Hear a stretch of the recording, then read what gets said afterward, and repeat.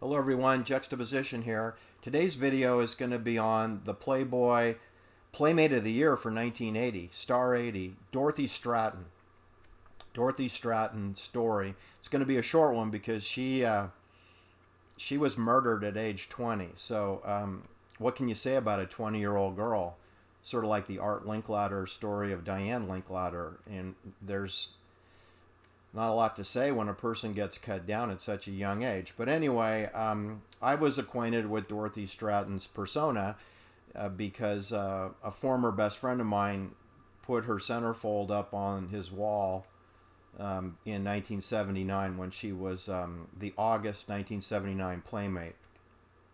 And that was the first time I ever laid my eyes on an image of Dorothy Stratton. I didn't know she was 5'9", 123 pounds, so they tell me. She looked like she was a little heavier than that, but anyway, that's kind of skinny for a 5'9" woman, but that's what they say. And she was born February 28th, 1960.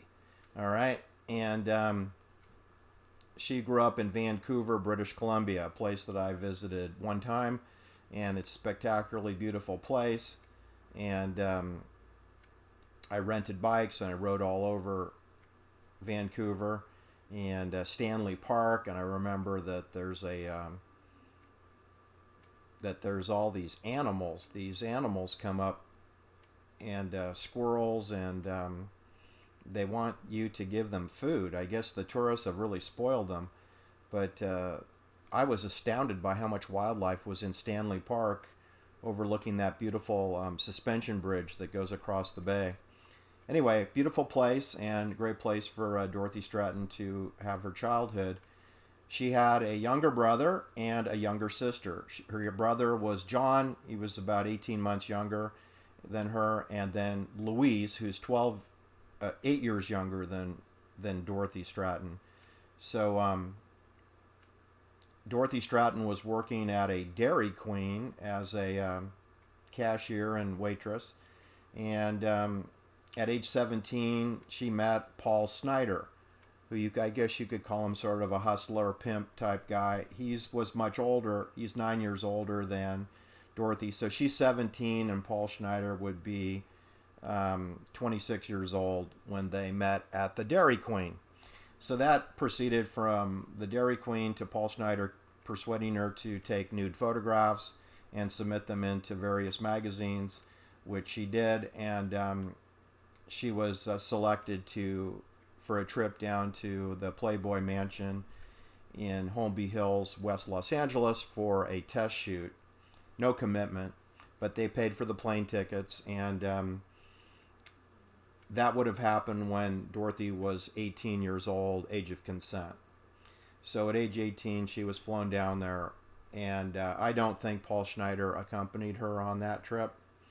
But anyway, on the strength of those photographs, it was decided that she would be selected to be a Playmate for the 1979 August issue. So that happened. And then once that was approved, there's a lot of publicity and that goes into the marketing of the magazine and the marketing of the models and cocktail parties and all manner of Hollywood directors, producers, and the actors that you've seen in all those films. You know, like James Caan was a regular at the Playboy Mansion. O.J. Simpson was. Anyway, you should know that because of my work looking at Operation Phoenix and Gladio Black Ops and murder, I've really had to drill into Hollywood, and I'm still doing that, but I already know enough to tell you that every single actor that you see on television or in a documentary or on public broadcasting, or anyone that you've seen in a so-called documentary or a prison interview with Geraldo or Charlie Rose or Diane Sawyer or Mike Wallace or his son, whatever his name is, Wallace, and any person you see on CNN or CBS, the Masonic evil eye of CBS, any person you see on any network television or cable network, they've got a dossier on them and they are controlled and there's dirt on their farm.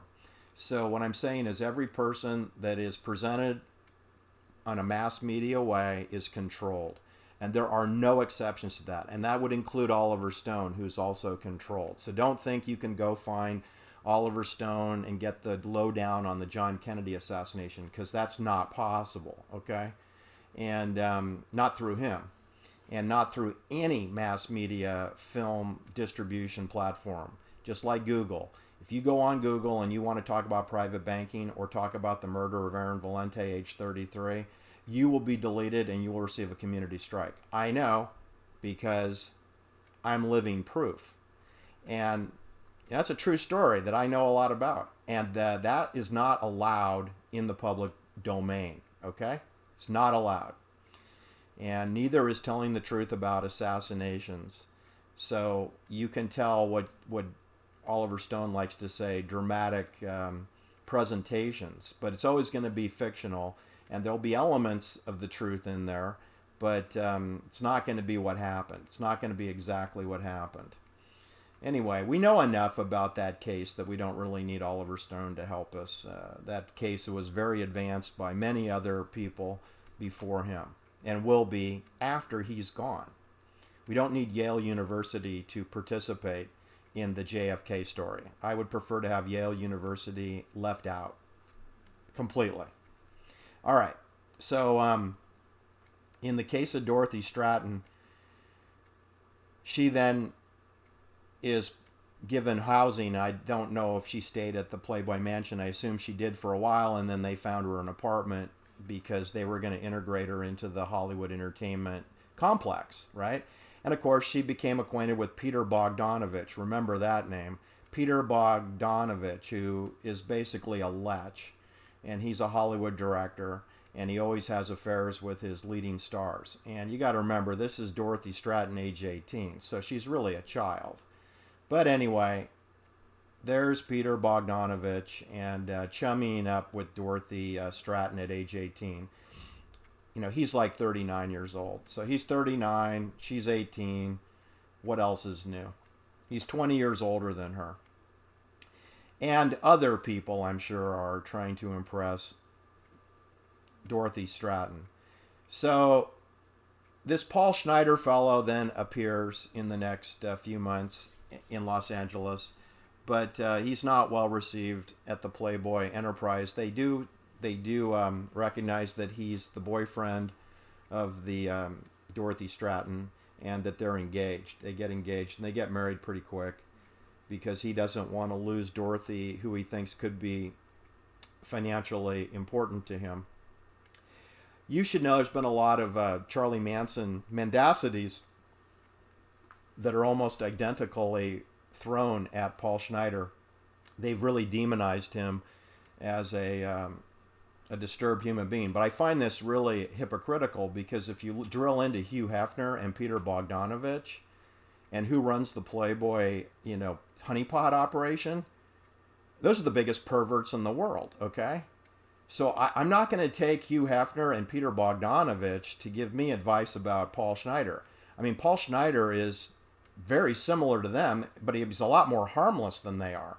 They have more power and authority within the Hollywood superstructure, and they can corrupt more women, and they have done so.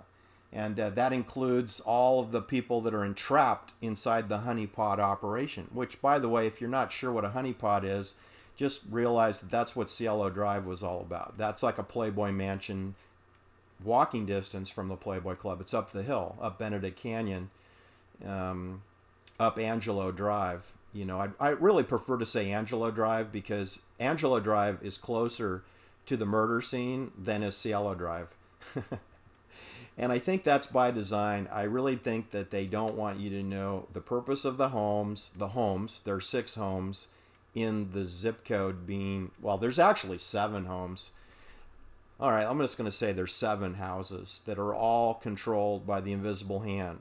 And the murder occurred in 1 of the 7 homes. But the other 6 were available for staging of the killers, which wouldn't have had anything to do with Charlie Manson. He's not involved in the killing whatsoever. And there is no Manson family. So let's get rid of that poppycock right out of the get-go. So anyway, what happens is that Dorothy Stratton is married to Paul Schneider. And Peter Bogdanovich continues to turn the screws and has a sexual affair with Dorothy Stratton. And like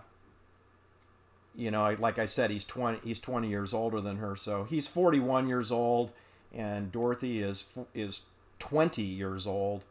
And at this point, Dorothy Stratton has a little apartment at 10881 Clarkson Road, right off the Santa Monica Freeway, which is called Highway 10. It runs east-west.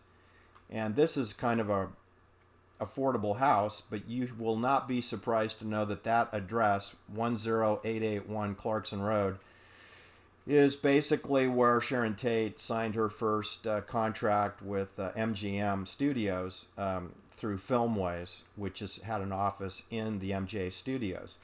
And that is 2.1 miles from Dorothy Stratton's apartment. It's 2.1 miles to what is today, it's called Sony Pictures. When Dorothy Stratton was murdered at that address at 10881 Clarkson Road, she was murdered allegedly by Paul Schneider. I mean, I haven't really drilled into that crime scene, so I'm not going to say that he did it, but maybe he did do it. But somebody killed Dorothy Stratton, and it was in the upstairs bedroom of that address, 10881 Clarkson Road. It's 2.1 miles to the MGM Pictures Studios, where Sharon Tate signed her contract, Deal with the Devil, 7-year contract, where she eventually did The Eye of the Devil with Donald Pleasance and David Niven. And that is where Dorothy Stratton was murdered. 2.1 miles from there. It's 3.2 miles to the Anne Heche fiery car crash, if you really want to know. Although I don't think Anne Heche was at the fiery car crash. That address is 1766 Walgrove Avenue. Again, 3.2 miles from where Dorothy Stratton was murdered. What I'm telling you is that's Culver City. That's the military-industrial complex where Dorothy Stratton lived, where Sony Pictures is. They have a film lot there where they did war propaganda from 1909 till today. They're still operating there. Hogan's Heroes episodes. They opened the school, the New Roads School, where Dakota Johnson went. That's 1 mile away from where Dorothy Stratton was killed. They had a CIA church called the Church of Synanon in Santa Monica. That's 3 miles away from where Dorothy Stratton was murdered. Dennis Wilson had a mysterious death in Marina del Rey. That's 3 miles away from where Dorothy Stratton was killed. The CIA ran a drug dealing operation for the Straight Satan's Motorcycle Club at 1 Clubhouse Avenue, right next to Muscle Beach in Venice. 1 Clubhouse Avenue, Venice. That is 1 parking lot away from where Arnold Schwarzenegger took his steroids and pushed weight so he could win a John Bonet beauty pageant for steroided out men. And that is walking distance to the Richard Glass hair design studio, which looks a lot like a Jay Sebring surveillance barbershop. Maybe it's a surveillance operation for women. But I don't think you can pay the rent at 15101 Main Street in Venice with 3 hair salon stylists.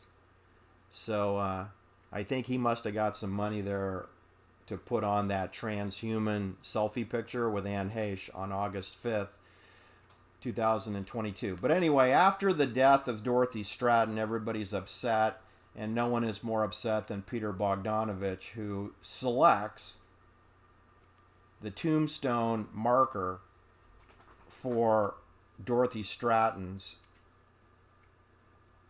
funeral. And he takes it from Ernest Hemingway's book, Farewell to Arms, chapter 34. So if you can imagine the tragedy of a 20-year-old Playboy